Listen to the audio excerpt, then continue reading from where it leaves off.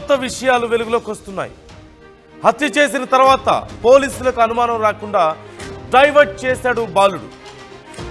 అయితే గతంలో విచారించిన టైంలో కూడా సహస్ర ఇంటి నుంచి కేకలు వినిపించాయంటూ బాలుడు చెప్పాడు. డాడీ డాడీ అంటూ సహస్ర అరిచిందంటూ చెప్పాడు బాలుడు. పోలీసులు ప్రశ్నించే టైంలో కూడా మీ పని అయిపోతే నన్ను పంపించేయండి, మా అమ్మ నాన్నకు ఈ విషయం చెప్పొద్దు అంటూ పోలీసులకు రిక్వెస్ట్ చేస్తున్నట్లుగా తెలుస్తోంది. ప్రస్తుతం బాలుడి స్టేట్మెంట్ రికార్డ్ చేస్తున్నారు పోలీసులు. జువైనల్ కోర్టులో పోలీసులు ఆ బాలుడిని హాజరుపరచబోతున్నట్లుగా తెలుస్తోంది. గతంలో మొదట్లో పోలీసులు విచారించేందుకు అక్కడికి వచ్చినప్పుడు కూడా ఆ గ్రూప్లో అందరినీ అడిగారు, ఏదైనా మీకు సమాచారం ఉందా అంటూ అడిగితే ఆ బాలుడు చెప్పాడు, అరే డాడీ డాడీ అంటూ కేకలు వేసింది ఆ పాప అంటూ చెప్పాడు. అయితే ఇప్పుడు విచారణలో కూడా అదే విషయాన్ని చెప్పినట్లుగా తెలుస్తోంది. మరోవైపు తనతో విచారించడం అయిపోతే త్వరగా వదిలేయమని చెప్పి ఆ బాలుడు చెప్తున్నాడట పోలీసులకి. అలాగే ఈ విషయం అంతా కూడా పేరెంట్స్కి చెప్పొద్దు అని వాళ్ళని రిక్వెస్ట్ చేసుకుంటున్నాడట. ఈ నేపథ్యంలో జువైనల్ కోర్టులో హాజరుపరిచే అవకాశం ఉంది. పోలీసులు ఆ స్టేట్మెంట్ అంతా కూడా రికార్డ్ చేస్తున్నారు. ఫుల్ డీటెయిల్స్ తెలుసుకుందాం. పెట్రిషియా ఉన్నారు. పెట్రిషియా, విచారణకు సంబంధించి ఆ బాలుడి స్టేట్మెంట్కి సంబంధించి కొన్ని విషయాలు బయటకు వస్తున్నాయి.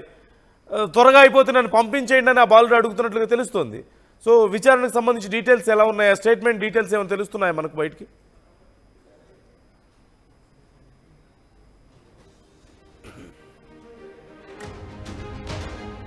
ఈ కేసుకు సంబంధించి ఎవరికి అర్థం కాని ఒక కీలకమైన అంశం, 4 రోజుల పాటు కనీసం ఒక్క క్లూ కూడా ఎందుకు దొరకలేదు అనేది. ఆ బాలుడు చాలా సాధారణంగా ఇంటికి వచ్చాడు. అయితే ఇక్కడ మరొక విషయం తెలుస్తోంది. ఆ పాపను హత్య చేయడానికి ముందు ఆ బాలుడు రిక్వెస్ట్ చేసుకున్నాడంటూ సమాచారం అందుతుంది. ఈ విషయం ఇంట్లో చెప్పొద్దు అని చెప్పి రిక్వెస్ట్ చేసుకుంటే ఆ పాప లేదు చెప్తాను అన్న సందర్భంలో ఈ హత్య జరిగిందా అంటూ కూడా కొంత సమాచారం అందుతోంది. ఫుల్ డీటెయిల్స్ తెలుసుకుందాం. పెట్రిషియా ఉన్నారు. పెట్రిషియా, ఓవరాల్గా డీటెయిల్స్ ఎలా ఉన్నాయి? స్టేట్మెంట్కి సంబంధించి కొంత సమాచారం బయటకు వస్తున్నట్లుగా తెలుస్తుంది. అంటే త్వరగా అయిపోతే నన్ను వదిలేయండి అని చెప్పి బాలుడు అడుగుతున్నాడట. వాళ్ళ పేరెంట్స్కి కూడా చెప్పొద్దు అంటున్నాడట కదా.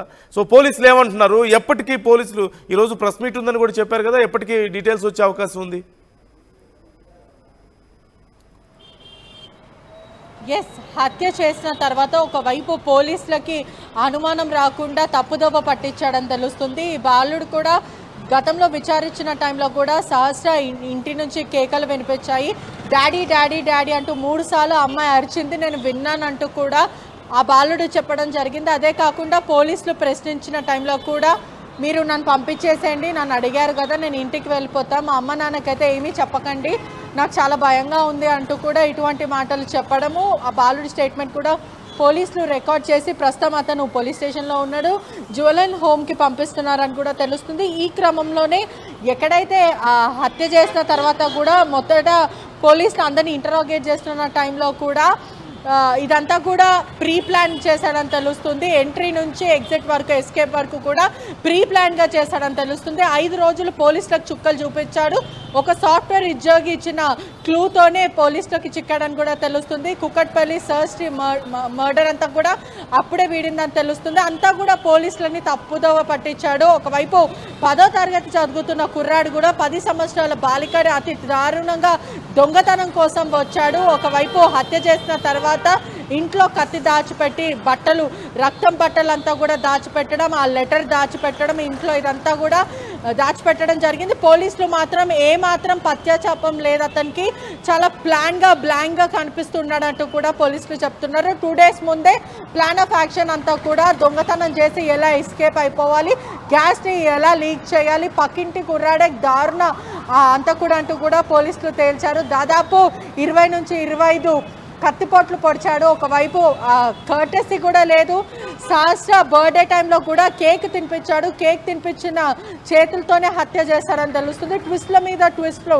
మొదట కుటుంబ సభ్యులను, తండ్రినే అనుమానించారు పోలీసులు కూడా.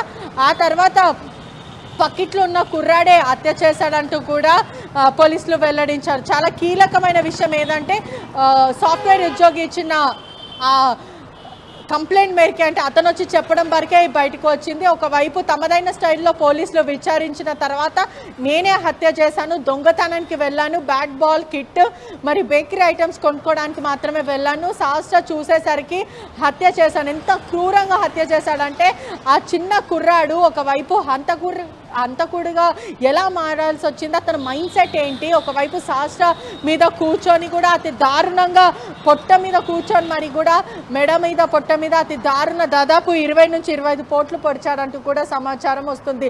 నిండా 15 ఏళ్ళు కూడా లేదు, కానీ ఇంత క్రిమినల్ మైండ్ సెట్ ఎలా వచ్చిందంటూ కూడా పోలీసులు ప్రస్తుతం షాక్గా ఉన్నారు.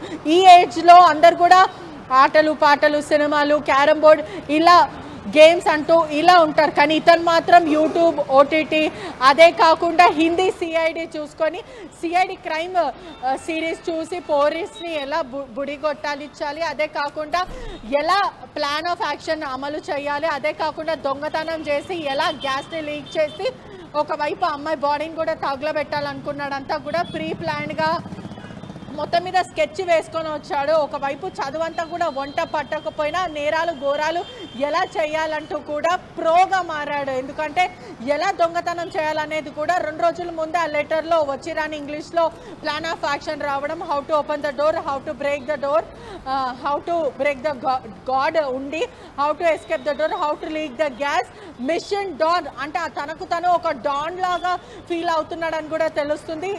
ఆ లెటర్లో కూడా మిషన్ డాన్ అని కూడా రాసుకోవడం చేసింది. సహస్ర తల్లిదండ్రులు వెంటనే బయటికి వెళ్ళిపోయిన వెంటనే వెయిట్ చేయడము, పక్క ప్రీ ప్లాన్గా సహస్ర తల్లిదండ్రులు ఇంటికి వెళ్ళిపోయిన తర్వాత ఇంటి నుంచి బయటికి వెళ్ళిపోయిన తర్వాత లోపలికి వెళ్ళి దేవుడు ఉండి పగలగొట్టి డబ్బులు తీసుకోవాలనుకున్నాడు. కానీ అదే టైంలో సహస్ర చూడడము అమ్మా నాన్నని ఎక్కడికి చెప్పేస్తుంది అంటూ కూడా ముందస్తు ప్లాన్ని కూడా ఇంప్లిమెంట్ చేయడం, అంటే సహస్ర అరుస్తే ఎక్కడ దొంగతనం ప్లాన్ అంతా బయటపడుతుందని తనతో తెచ్చిన కత్తిని కూడా తన గొంతులో దించాడని కూడా తెలుస్తుంది. ఒకవైపు సహస్ర కింద పడిపోయిన వెంటనే ఎక్కడ అతను ప్లాన్ అంతా దొరికిపోతుంది అంటూ ప్రీ ప్లాన్డ్గా కిరాతకంగా ఆలోచించి ఆమె పైన కూర్చొని దాదాపు 20 సార్లు కత్తిపోట్లు పొడిచాడని తెలుస్తుంది. కానీ ఈ మర్డర్లో మాత్రం చాలా ఆశ్చర్యానికి గురి చేసిన క్వశ్చన్స్ రేజ్ అవుతున్నాయి. ఒకటి, మర్డర్ ఆనవాళ్ళు ఎక్కడా లేదు.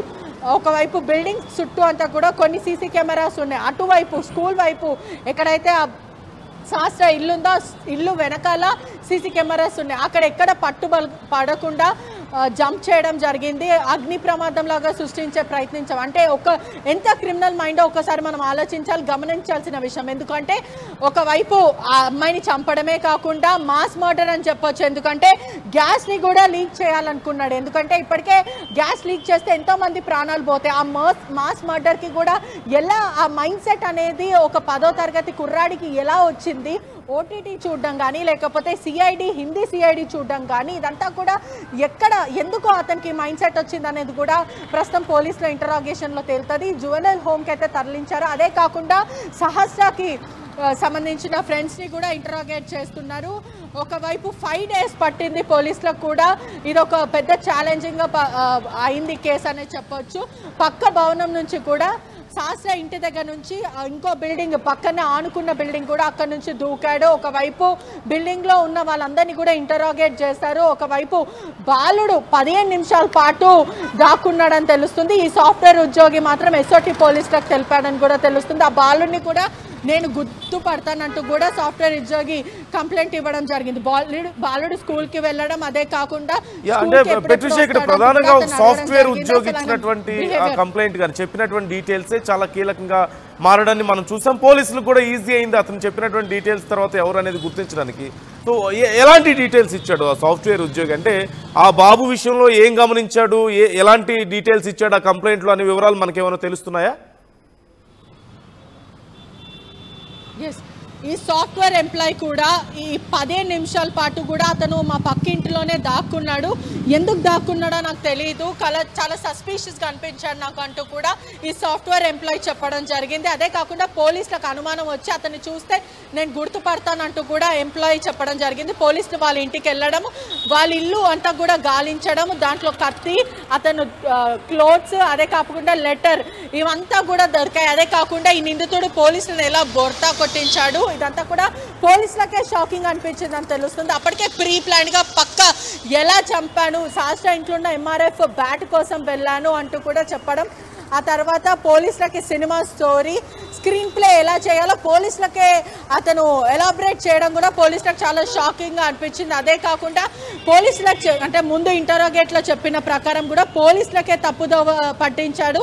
ఈ క్రమంలోనే పోలీసులకి నిందితుడు వేరే అతనేమో అంటూ కూడా పోలీసులకు అనుకున్నాడు. కానీ ఈ నిందితుడు మాత్రం సహస్ర బర్త్డే రోజు వెళ్ళడం, కేక్ తినిపించడము, అదే రోజు ప్రీ ప్లాన్ చేసుకోవడము, అంటే ఇంట్లో ఏవేవి ఉన్నాయి, బ్యాట్ ఉన్నాయి, ఇంకేమేమి వస్తువులు ఉన్నాయి, డబ్బులు ఎక్కడెక్కడ ఉంటాయి, ఇవంతా కూడా తెలవడం జరిగింది. బాలుడు కూడా ఒంగోలులో నివసిస్తూ ఉంటారు, వాళ్ళ ఓన్ విలేజ్ అని తెలుస్తుంది. వాళ్ళ తండ్రి కూడా మద్యానికి బానిస అవ్వడము, తల్లి సంపాదిస్తేనే వీళ్ళంతా కూడా ఉండగలుగుతారని తెలుస్తుంది. ఈ నిందితుడు సాయి అనే వ్యక్తి కూడా ఓటీటీ చూడడం, సోషల్ మీడియా ఇన్స్టాగ్రామ్ వాడడము, అదే కాకుండా మొత్తం అంతా కూడా అతనికి సోషల్ మీడియా పైన పట్టుందంటూ కూడా పోలీసులు చెప్తున్నారు. కానీ ఈ సహస్ర హత్య తర్వాత కూడా విచారణ భాగంగా కూడా పోలీసులు వాళ్ళ సొంత తండ్రిని కూడా అనుమానించారు. కానీ చివరికి ఇన్వెస్టిగేషన్ మాత్రం నిందితుడు ఎట్టకెల్లా పట్టుకున్నాడు. కానీ నిందితుడు మాత్రం అనేక ప్లాన్స్ అమలు పరిచారు. ఒకవైపు ఇదని చెప్పి అదని చెప్పి అనేక విషయాలు అబద్ధం చెప్పి పోలీసులను కూడా తప్పుదోవ పట్టించాడు. కానీ ఎట్టకెల్లా కూడా పోలీసులు కేసుని ఛేదించారు. 5 రోజుల పాటు కూడా ఎటువంటి టెక్నికల్ ఎవిడెన్స్ లేకపోయినా హ్యూమన్ ఇంటెలిజెన్స్ ద్వారా కూడా పోలీసులు ఈ కేసుని ఛేదించారు. 10వ తరగతి చదువుతున్న పక్కింటి కుర్రాడే సహస్రాన్ని చంపాడంటూ కూడా వెల్లడించారు. అతన్ని అరెస్ట్ చేసి జ్యువెనల్ హోమ్కి తరలిస్తున్నారు. మరోవైపు కూడా ఈరోజు 1 o'clockకి కూడా అత్యంత ఇంపార్టెంట్ ప్రెస్ మీట్ అనే చెప్పొచ్చు. దీని గురించి ప్రతి క్వశ్చన్స్కి కూడా పోలీసులు సమాధానం చెప్పబోతున్నారు. ఒకవైపు ఎలా చంపాల్సి వచ్చింది, ఎందుకు చంపాల్సి వచ్చింది, అతను ఆర్థిక ఇబ్బందుల వల్లనే ఇదంతా చేశాడా, అతనికి క్రిమినల్ మైండ్ సెట్, ఇటువంటి వైల్డ్ థాట్స్ ఎక్కడి నుంచి వచ్చాయి, వై హీస్ లైక్ దట్ అనే విధంగా కూడా పోలీసులు ఇవన్నీ కూడా వెల్లడిస్తున్నారు. Right thank you Patricia, thanks for the details. ఎప్పటికప్పుడు అప్డేట్స్ ఇస్తూ ఉండండి ఈ కేసుకు సంబంధించి. రైట్, మరికొద్దిసేపట్లో పోలీసులు ఈ కేసుకు సంబంధించి పూర్తి సమాచారం ఇవ్వబోతున్నట్లుగా తెలుస్తోంది. అయితే ఇప్పటి వరకు మనకు తెలుస్తున్నటువంటి సమాచారం ప్రకారం చూస్తే ఆ బాలుడు మీరు నా స్టేట్మెంట్ రికార్డ్ చేసుకోవడం అయిపోతే నేను వెళ్ళిపోతాను అంటూ పోలీసులకి చెప్పినట్లుగా తెలుస్తుంది. మీ పని అయిపోతే నేను వెళ్ళిపోతాను, ఇక నా పేరెంట్స్ దగ్గర వదిలిపెట్టండి నన్ను అని అడుగుతున్నాడట. అలాగే ఈ మొత్తం జరిగినటువంటి విషయాన్ని తన పేరెంట్స్కి చెప్పొద్దని కూడా బాలుడు అడుగుతున్నట్లుగా తెలుస్తుంది. మరి పోలీసులు ఏం చెప్పబోతున్నారు, అతని జువైనల్ కోర్టులో హాజరుపరచబోతున్నట్లుగా తెలుస్తుంది. ఏం శిక్ష పడబోతోంది అనేది కూడా చాలా కీలకంగా మారింది. ఖచ్చితంగా మైనర్స్కి శిక్ష పడిన తర్వాత కూడా ఎడ్యుకేషన్ ఉంటుంది, వాళ్ళకి స్కిల్ నేర్పించే ప్రాసెస్ అంతా కూడా ఖచ్చితంగా ఉంటుంది. అపార్ట్ ఫ్రమ్ దట్ ఇప్పుడు వాళ్ళ పేరెంట్స్ పరిస్థితి ఏంటి, అటు ఆ పాప పేరెంట్స్ అయినా సరే, ఇటు ఈ బాబు